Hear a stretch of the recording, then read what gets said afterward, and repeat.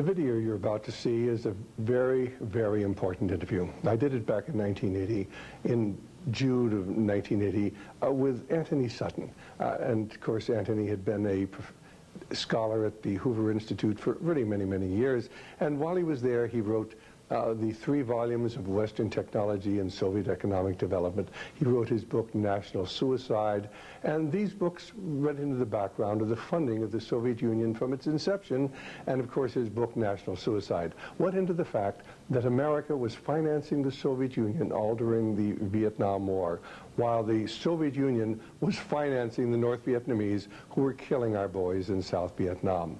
In fact, everything was done to prevent Professor Sutton from either publishing the 3rd volume of Western Technology or his book National Suicide. Tremendous pressure was brought to bear on his publisher so that National Suicide could not be brought out, so the American people were not to know that during the Vietnam War we were financing indirectly the North Vietnamese. Well, let me just show you a few of the books that Professor Sutton has written, and these would include, of course, the Western Technology and Soviet Economic Development, Wall Street and the Bolshevik Revolution, Wall Street and FDR, Wall Street and the Rise of Hitler, and of course National Suicide. He's probably written at least 10 other books, including the Federal Reserve Conspiracy, the Trilateralists over Washington, volumes 1 and 2. He's written extensively on the Skull and Bone Society, on gold, on diamonds. Certainly Antony Sutton is one of the finest writers that we have within the conservative movement today. And for the last 20 years, he hasn't been doing interviews. I've contacted him a number of times, asked him to do radio interviews with me, but he is unavailable. I think that you're going to find that this interview will explain to you who it was who financed Adolf Hitler and gave him the capability of waging war against the West, who it was who financed the Bolshevik movement after it was established in 1917 and kept it going until the Berlin Wall came down in 1989. You're going to learn about the Trilateral Commission. You're going to learn about who controls the media in the United States. Indeed, who is the invisible government and what the ultimate goal of that invisible government is, and why that invisible government financed Adolf Hitler and finances communism and has financed communism since its inception. And now to Antony Sutton. Dr. Sutton, you wrote 3 series of books while you were a research fellow at the Hoover Institute. Can you give me basically the background of the content of these series? Yes, the series I wrote at the Hoover Institution at Stanford University concerned the transfers of Western technology to the Soviet Union, and essentially comprised 3 individual books. Each book covers a period of time since 1917. And then you wrote a second series of books on Wall Street. Yes, these were trade books. In other words, they're not academic books. They're written for the general public. They concerned the build-up of the 3 types of socialism: Bolshevik socialism in Russia, what we might call welfare socialism in the United States, and Hitlerian or National Socialism. And each book examines the financing and the contributions made by Wall Street, by international bankers, to the development of that specific form of socialism. Now, in your research and analysis, and your efforts to bring out the facts about what was going on in our society, did you encounter any effort to discourage you, to prevent you from bringing out the background of America's involvement in the financing of international communism? Yes, very definitely. For example, when I was at the Hoover Institution, in 1972, I went to Miami Beach to give some testimony before the Republican National Committee. And although a congressman had hand-delivered to the wire services this testimony, which was later printed, the wire services refused to transmit it to the newspapers. Then when I got back to the Hoover Institution in California, I was called into the office of the director, and I was told in no uncertain terms not to make any more speeches like that, and that this information should not be made public. This was the information that we were giving the Soviet Union the technology to develop its war potential? Oh yes. At that time, we were in Vietnam, and as you know, the Soviets were supplying the North Vietnamese. This was 1972. 1972, yes. And for example, I knew that the Gorky plant, which was built by the Ford Motor Company, the Gorky plant in Russia produces the Gaz series of vehicles. The Gaz vehicles had been seen on the Ho Chi Minh Trail. We were supplying equipment to the Gorky plant in the middle of the Vietnamese War, and these trucks were being used to carry ammunition supplies, which were killing Americans. Now, I thought this was morally wrong, and I said so at Miami Beach and at the Hoover Institution. And it was this type of information that was suppressed.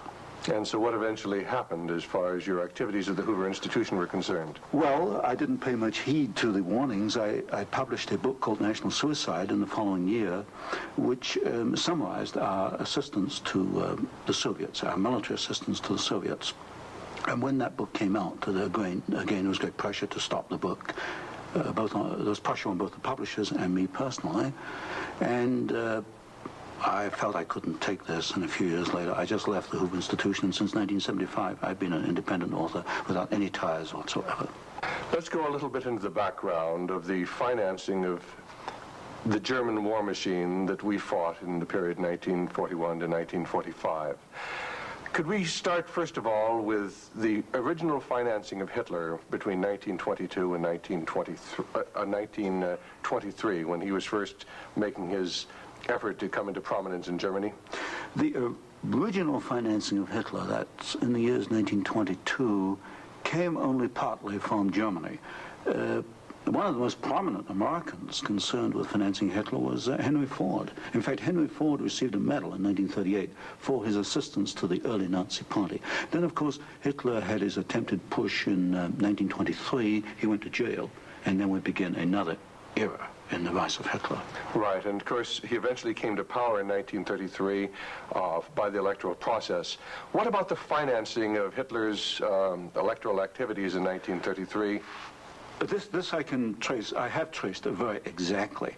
I discovered amongst the Nuremberg records a series of bank transfer slips to the Delbruck-Schickler Bank in Berlin to an account which was under the control of Rudolf Hess. And this was the fund that was used to finance Hitler's access to power in March 1973. And amongst the corporations that transferred money to Hitler, I find not only R.G. Farben, which is quite widely known, but also German General Electric, AEG, which is under the control of General Electric in the United States, or was at that time, and companies like Osram and... Now, what was the tie-in between Osram and General Electric? The tie-in was a share tie-in. International General Electric in the United States had controlling interest in German General Electric, and also through share interlocks, a controlling interest in Osram in Germany. So then we have Ford and we have General Electric helping to finance Adolf Hitler's rise to power. Were any other large American corporations involved? Very definitely. Standard Oil, through its technical association with I.G. Farben, for example, Germany could not have gone to war in 1939 without tetraethyl. You need tetraethyl to raise the octane value of aviation gasoline. Germany had no means of doing that. This was developed in the ethyl laboratories in the United States and transferred to the Germans. Standard Oil came up with the hydrogenation idea, which was very essential for Germany in the 1930s, because to raise the quality of its gasoline for aviation purposes. This was transferred to the Nazis. And ITT, for example, International Telephone and Telegraph, was very intimately associated with the Nazis through Dr. Schroeder, who was head of the ITT subsidiaries in Germany. And ITT controlled companies which made not only electrical instruments, but also the Focke-Wulf plant, which made airplanes, fighter airplanes. So what you're suggesting then is that American corporations were helping to finance the German industry that was building up the war potential? American corporations, only a few, not many, financed Hitler through their subsidiaries. They transferred technology. They transferred material assistance, for example, stocks of tetraethyl before the Germans could manufacture it under the joint manufacturing agreement with the United States. And also they financed this. For example, Standard Oil financed in 1933 the development of the gasoline industry in Germany, which was needed to fight World War II. And that's a very interesting point. Could you go a little bit into the background of where Germany got its oil to fight the Second World War? Because certainly Germany doesn't have oil resources. Germany does not have oil resources, that's true. It used in World War II synthetic oil, which it got from coal. And the basic technical processes for the development of oil from coal came from the United States, from essentially from the Standard Oil laboratories, which had this technical assistance agreement with I.G. Farben. And of course I.G. Farben contributed something like 60% of the explosives needed by the German Wehrmacht, probably about 40–50% of the gasoline needed by the Wehrmacht and by the German Air Force, the Luftwaffe. And was there a definite interlock between I.G. Farben and Standard Oil? The interlock was at the technical level, the exchange of patents. It was through a financial technical assistance agreement. There were other interlocks with the United States through a subsidiary, I.G. Farben, in the United States. But with Standard Oil, the interlocks were at the technical and financial level. And is it a fact, it's been stated, that there were members of the board of directors of Standard Oil who were also on the board of directors of American I.G. Farben? Yes, Walter Teagle is one name that comes to mind, and there were several directors. Was there an interlock with Ford between I.G. Farben and American I.G. Farben and the Ford Motor Company? Not that I can recall, not offhand. Not offhand. So basically what we're seeing then is American industry helping to provide the technology, helping to provide the finance, helping to provide the material that is going to allow Hitler to create his war machine. Yes, that is correct. That is correct. Now, in your book, Wall Street and the Rise of Hitler, you talked about the bombing patterns during the Second World War, and the fact that it was amazing that there were certain factories that were not bombed, whereas the majority of the German factories were decimated, German-owned factories. There were certain factories that tied into this interlock we've already alluded to, that for some strange reason seemed to escape the devastation of our saturation bombing. In World War II, the German electrical industry was or should have been a prime target for Western bombing.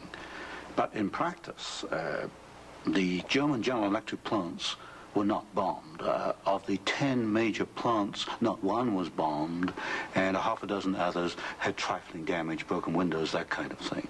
So what we have here is a very interesting case of an industry which should have been bombed in World War II, but was not bombed, and yet we have American ownership, which raises a certain amount of suspicion as to why it was not bombed.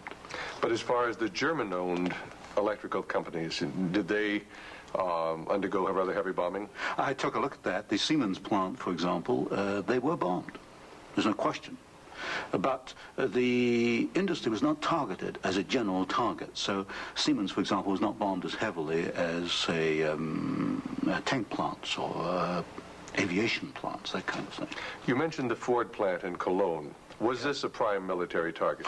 The Ford plant in Cologne should have been a prime military target. For example, the British Air Force, the Royal Air Force, did bomb the Ford plant at Poissy in France.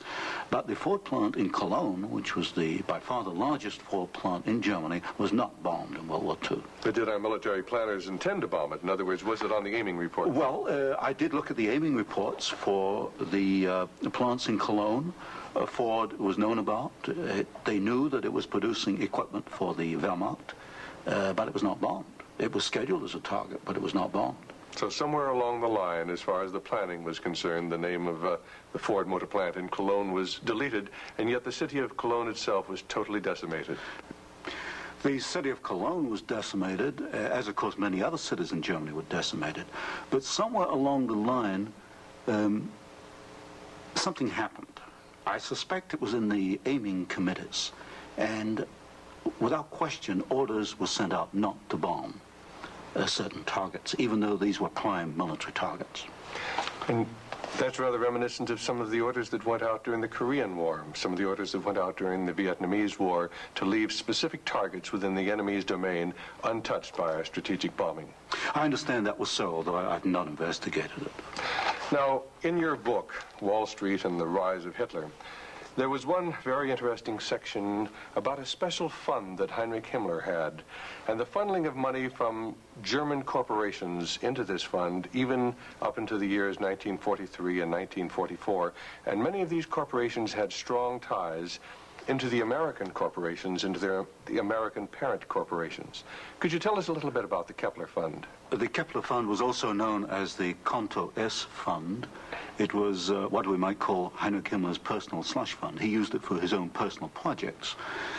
And what amazed me was both in 1933 and in 1944, the 2 years for which I examined the records, over half the funds came from American corporations. For example, in 1933, ITT, Standard Oil, General Electric, and possibly Osram were contributors. Even in 1944, in the middle of World War II, we find that ITT was funneling funds to Heinrich Himmler's fund through Schroeder, who was the chairman of the ITT subsidiaries in Germany. We also find that DEPAG, the Standard Oil subsidiary in Germany, was financing Heinrich Himmler, and this was in the middle of World War II. Now, were these facts ever brought out at the Nuremberg hearings? They were never brought out at the Nuremberg hearings, although the documents do exist within the files, within the records. They have not been published, as far as I know. And you actually had access to these records? Yes, there's some 400 tons of these records available, and many of them were at the Hoover Institution, or copies were at the Hoover Institution, and that's where I found the original documentation. I think it's a tragic part of our history when the American public doesn't realize the interplay then between great American corporations and the financing, the funding of the Nazi movement. Now, I wanted to talk just a little bit about the Nuremberg trials, because at the Nuremberg trials, the Nazis, the Nazi war criminals, the Nazi generals were held specifically guilty for what transpired. Were there any Americans involved? Were any Americans indicted? Were any Americans convicted as far as the financing of the Nazi war movement? Very definitely not. I looked at the criteria for what we might call war crimes under the Nuremberg Tribunal. And there's no question in my mind that certain Americans well fitted the criteria which required indictment and trial. But no Americans were ever brought to trial. Do you think there was any conscious effort to conceal this fact, both from the Nuremberg War Tribunal and from the American public? Well, there was a conscious effort in the fact that these businessmen were very prominent in stating in 1946 that they had no knowledge of what Hitler was doing, and yet they were intimately involved with the build-up with Hitler. I suspect that this was not published in the media at the time, although I've not checked that. But certainly the role of American corporations and American businessmen in aiding Hitler has not been published. Now, what about the actual financing? What about the loans from large American banks, from large British banks, to Hitler's government in that period between 1933 and 1939, when Hitler was preparing for war? Well, you've got to go back a little earlier and look at what are known as the Young loans, which were very important because I think they brought about the economic collapse of Germany in 1933. That was the Young plan. This was Owen Young, who was, of course, chairman of General Electric. Here we got a man who actually made the loans as an officer of the United States government, which brought about the collapse of Germany in 1933, enabling Hitler to take over. And then subsequent to 1933, you get a series of loans. A very good one is Standard Oil, which loaned several $1 million, at least, to Germany to build up its aviation gasoline facilities. And there are other examples. Fine. Well, I'd like to get a little bit into the background of the financing of Bolshevism, because I think this is vitally important. And we can go back to the period after the Second Revolution, which was in October and November of 1917. The initial financing of Lenin's movement, how did it tie into the American corporations? Was there any American involvement in that period between 1917 and 1918 when Bolshevism was just beginning to get a foothold in Russia? Yes, there were several incidents. The most important is one involving Colonel William Boyce Thompson, who was the largest shareholder in the Chase Bank, which of course today is Chase Manhattan Bank. And I published in one of my books a copy of a cablegram which transferred funds from New York to Petrograd in December 1917, $1 million to be precise. And Colonel Thompson made the statement later that this $1 million was given to the Bolsheviks to consolidate. They had just begun to take over Russia. They only controlled Moscow and Petrograd at that time to aid the control that the Bolsheviks were extending in Russia. This is a very clear case. $1 million, American funds, transferred through an American Wall Street intermediary to the Bolsheviks. And didn't you publish that document here in Wall Street and the Rise of Bolshevism?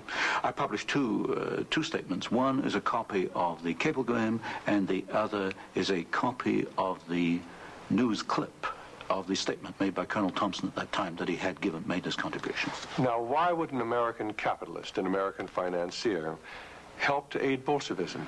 The only answer, and of course this puzzled me for years, you know, why? Why? Because we understand there to be an opposition.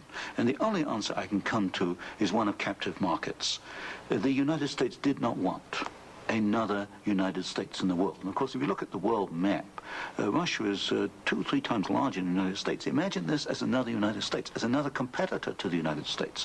What the United States wanted, or Wall Street wanted, was a captive market. And of course, socialism is a captive market because my earlier studies at Stanford University have brought out the fact that a socialist system cannot innovate. It's got to import innovation and technology from the West.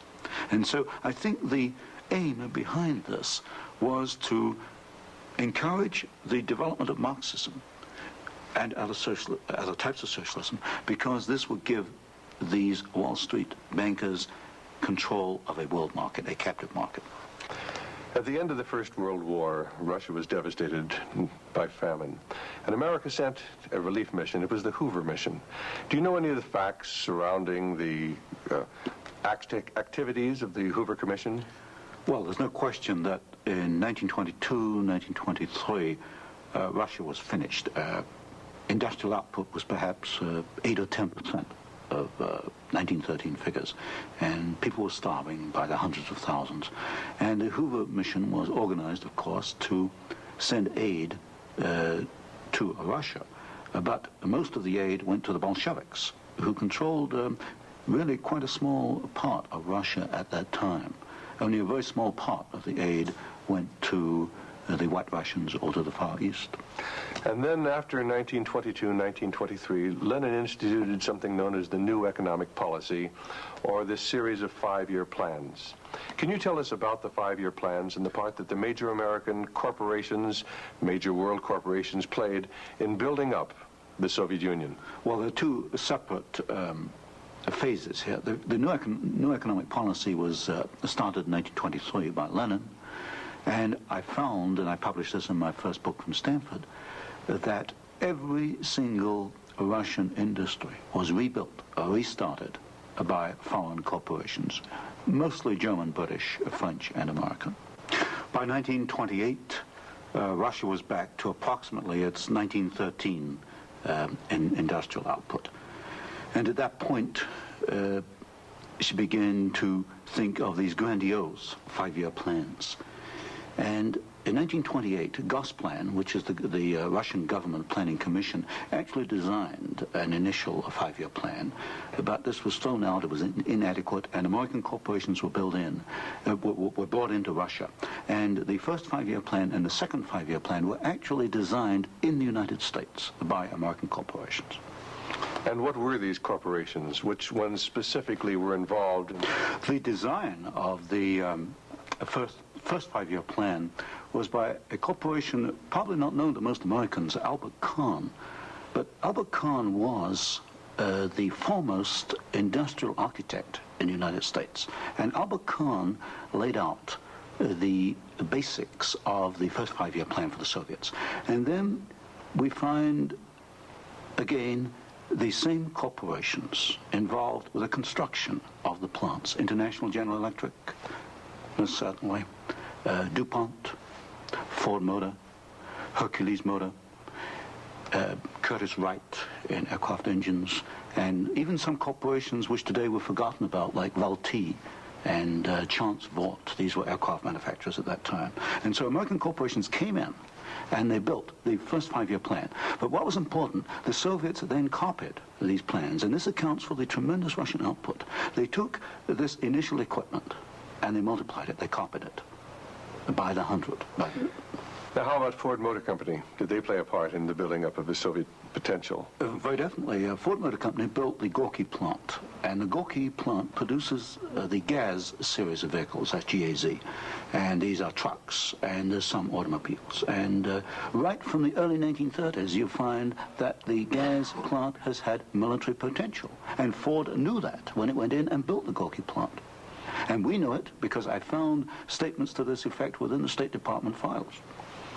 Sometimes we hear the name Averell Harriman. Did he play a part in building up the Soviet technology? Very definitely. In fact, Averell Harriman came out of the Soviet Union financially at a profit. He took over the Georgian manganese concession in the early 1920s. Got this back on his feet for the Soviets, and manganese became a prime export for the Soviets, and so they were able to sell this abroad, get foreign exchange, which financed their industrialization.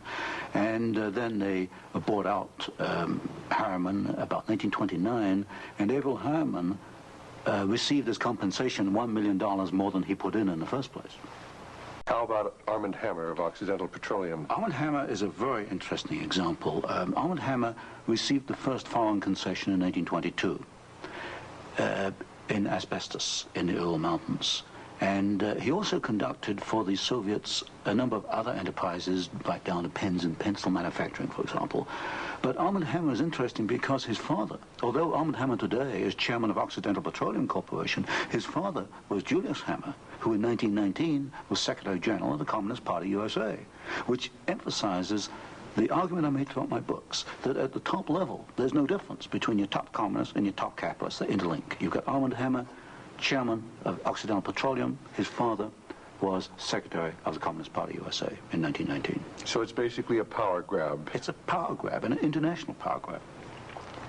Now, during the Second World War, why Russia was pretty well decimated once again by the German forces. What part did the American Lend-Lease program play in building up Russia's industrial capacity after the Second World War? Well, Lend-Lease built up Russia's capacity, modernized it, and expanded it during World War II. And there was some continuation all the way through perhaps to 1948, 1949. There was a program after Lend-Lease, which was supposed to be restricted to foodstuffs and industrial materials, but in effect, I checked the records in the warehouses in Sutton'em, Maryland, I find that even after World War II, and this was against the intent of Congress, I suspect, there was a massive transfer of the latest industrial equipment to the Soviet Union under the so-called Lend-Lease program. Now, in 1948, there was a fascinating book came out by Major Racy Jordan, in which he talked about American aid to the communists as far as their ability to build nuclear weapons. Did you ever have an opportunity of verifying the facts that we had given them the heavy water, we'd given them the wherewithal to build their atomic weapons? Well, as part of the work I was doing at Stanford, I did investigate the shipping documents for Lend-Lease, and I took a sample of these documents and I checked them against Major Jordan. And broadly, Major Jordan was correct within, say, about 5%. And Major Jordan, of course, made the charge that we had shipped materials to the Soviets, 1944 and 1945, which were later used in their atomic program. There is no doubt he is correct. We shipped heavy water, which is essential, but we shipped other items which are perhaps less obvious to the layman. We shipped, for example, aluminum tubes, and aluminum tubes are essential for atomic energy development. We shipped graphite, and graphite is another essential component. So generally, as far as I could check, and I checked the original government Lend-Lease document, General Major Jordan was correct. Now, as the years have gone by, of course, we see a growing Soviet nuclear threat. The Soviets now have MIRV missiles. Can you give a little of the background on how the Soviet Union, which really didn't have the technology to develop those MIRV missiles that threaten our cities today, how were they able to develop the MIRV capacity? Well, you've got to go back and look at how the Russians were able to develop a rocket, space technology anyway. What they did after World War II was American forces were held back for a while the Soviets occupied East Germany. They stripped East Germany. They took back the latest of the V-2 rocket technology from Peenemünde and other places. And the V-2 became the basis of the Russian space technology. Now, if you skip the intervening years, you will find when you come to the early 1970s that the Russians did not have the capability to MIRV their missiles. And in particular, they lacked the ability to produce the very precision, micro-miniature ball bearings that are needed for the control systems. There was only one company in the world, Bryant, Chuck and Grinder, which could make the machinery, which machines the races within which these ball bearings run. And without those races, you just cannot make MIRV missiles in any quantity. You can make one off, but not in quantity. Bryant, Chuck and Grinder was allowed to ship to the Soviet Union 45 of these machines at a time when we only had 33 in the United States. But wasn't there any objection to doing this? I objected at Miami Beach in 1972. Other people objected, but the objections were squashed. And predominantly at fault here is Henry Kissinger and the incoming administration, the incoming Nixon administration.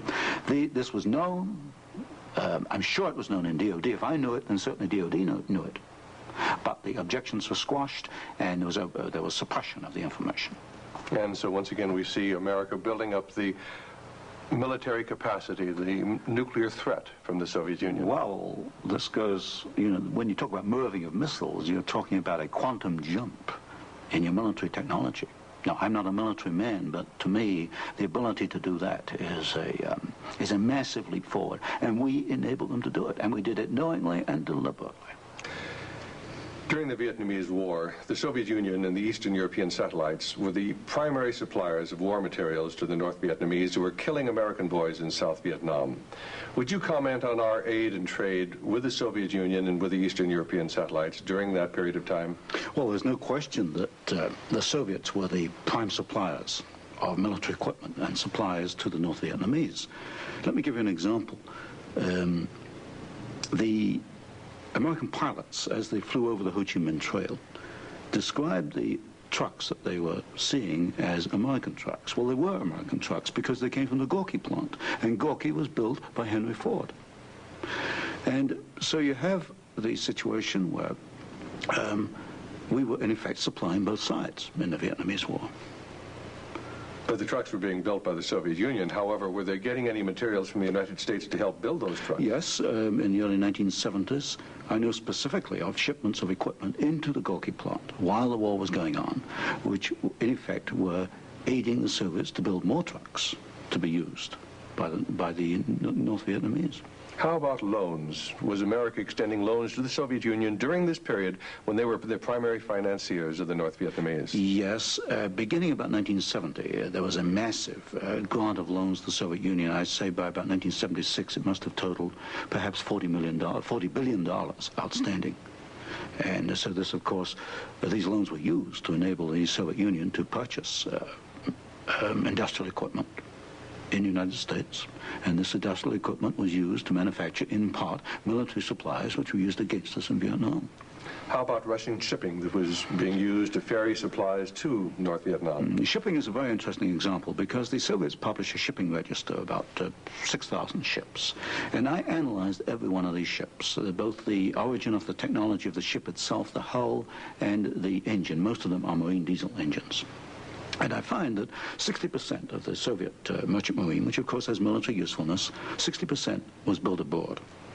Only 40% in the Soviet Union, and that largely to Western design. But when you come to marine diesel engines, you find something really fascinating. You find that 80% of the marine diesel engines in Soviet merchant ships are Western engines, Burmeister and Wojna of Copenhagen, Sulzer of Switzerland, Fiat of Italy, because that name has come up before. But the other 20% of marine diesel engines built in the Soviet Union are built to Western design under technical assistance contracts from Sulzer and Burmeister and Wojna. So in effect, there could be no Soviet merchant marine without assistance from the West. How about the building of the Kama River plant? Kama River was built in the late 1960s, early 1970s. The basic design contract was let to the Italian firm of Fiat. Giovanni Agnelli is the chairman of the board. And this is important because Agnelli is tied in with Chase Manhattan Bank. He's on the International Advisory Committee of Chase Manhattan. What caught my attention was that Fiat does not manufacture automobile manufacturing equipment. All the Fiat plants in Italy contain American equipment. And what I found was that the equipment was coming, perhaps about 60–70% of it, from the United States, from major automobile equipment suppliers in the United States. I think it was known as the Fiat plant as a cover to perhaps divert attention from the fact that during the Vietnamese War, we were building the largest plant in the world. It covers 36 square miles. We were building for the Soviets, with American equipment, the largest plant in the world. And so it was called the Italian Fiat plant, and I think this was a blind. And so they were building their trucks and armored personnel carriers and other things that could be used then for warfare in South Vietnam? We knew that the Kama plant had military potential. In 1972, I wrote it in National Suicide. I said as much in Miami Beach in 1972. This plant has military potential. It can produce military vehicles. We knew it. And of course today in Afghanistan, we find that the Kama vehicles that are there in Afghanistan today from the Kama plant built by American and Italian companies. And it was after you brought out this information that efforts were made to suppress your book, National Suicide, and your other studies? Yes, because I was bringing out the fact that the Kama River plant had military potential, that we were moving the missiles with the Bryant chucking grinder equipment, and of course other facts along these lines. And what sort of pressure was brought to bear upon you? What sort of pressure was brought to bear upon the publisher of your book, National Suicide? There was pressure on the publisher to prevent publication, to stop publication. He refused to do so.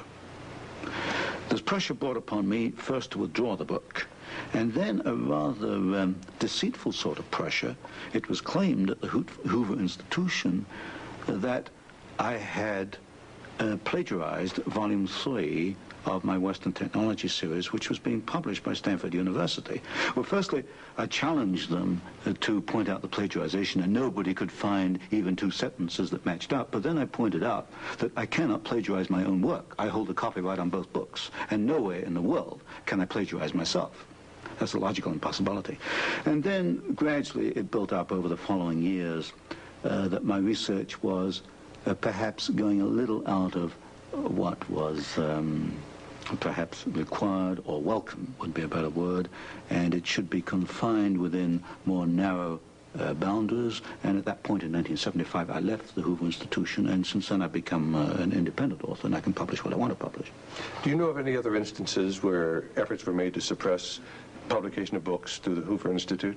I know one example, one I was personally aware of, and that was Julius Epstein's book on Operation Keelhaul, which is a very important book on the treatment of Russian prisoners of war in Germany after World War II. This book was in manuscript for several years, and he was not allowed to publish it.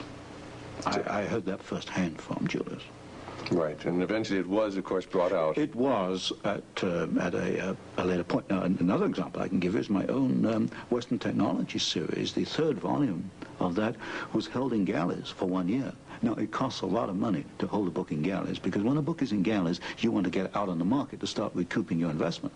That book was held in galleys for 1 year because it was not politically wise or acceptable to publish it at that time, even though it was an academic book. Now, you've done some fascinating studies on the Trilateral Commission. Can you tell us about the Trilateral Commission? The Trilateral Commission is a private organization founded by David Rockefeller in 1973. It was essentially financed by Rockefeller and some of the foundations, Kettering Foundation, Danforth Foundation, Ford Foundation. Ford Foundation was a very major contributor.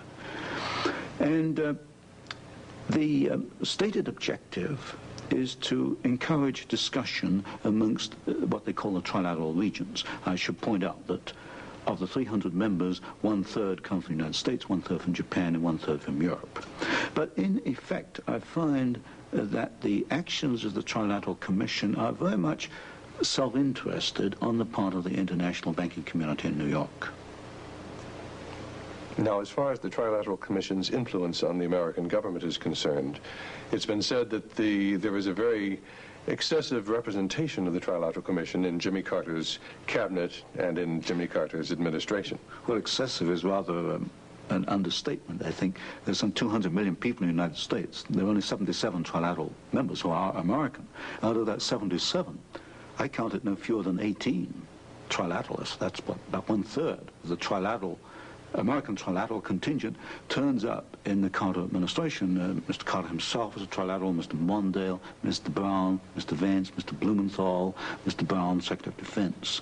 In other words, they occupy all the senior cabinet and sub-cabinet posts. In fact, there's some key committees, intelligence and defense committees, which are only comprised of trilaterals. So here you've got 77 Americans selected by one man, David Rockefeller, who's chairman of Chase Manhattan Bank. And we find that they turn up in the key controlling positions in Washington under the Carter administration. And would this suggest to you that perhaps we do not select the government, that it is selected by these people who work behind the scenes? You can come to no other conclusion. If you look today at who's running for office, you find Mr. Bush is a trilateral, you find Mr. Anderson is a trilateral, Mr. Carter's a trilateral. We find articles appearing in Newsweek magazine, Time magazine, U.S. News and World Report, many of the major media telling us there's really nothing to be concerned about from the Trilateral Commission. Is there any interlock between the Trilateral Commission and the major media in the United States? Yes, there is an interlock, particularly in the news media. For example, the Chicago Sun-Times, the executive editor there, James Hoogie, is a trilateral. You'll find Saul Leinowitz is a director of Time magazine. And I think, yes, Henry Schucht is a director of CBS. So there very definitely is an interlock between the trilaterals and the media. And perhaps this is the reason, then, that they rather play down the influence of the Trilateral Commission on contemporary American government. Yes, I had a computer survey made of all articles that have been printed on the Trilateral Commission since 1973. I could find worldwide only 73 articles. Now, what's the relationship between the Trilateral Commission and the Council on Foreign Relations? Well, of course, the Council on Foreign Relations is a much older organization founded in 1920. I did a study in which I compared trilaterals with or without membership in the CFR, Council on Foreign Relations. I find there's something over 50% overlap.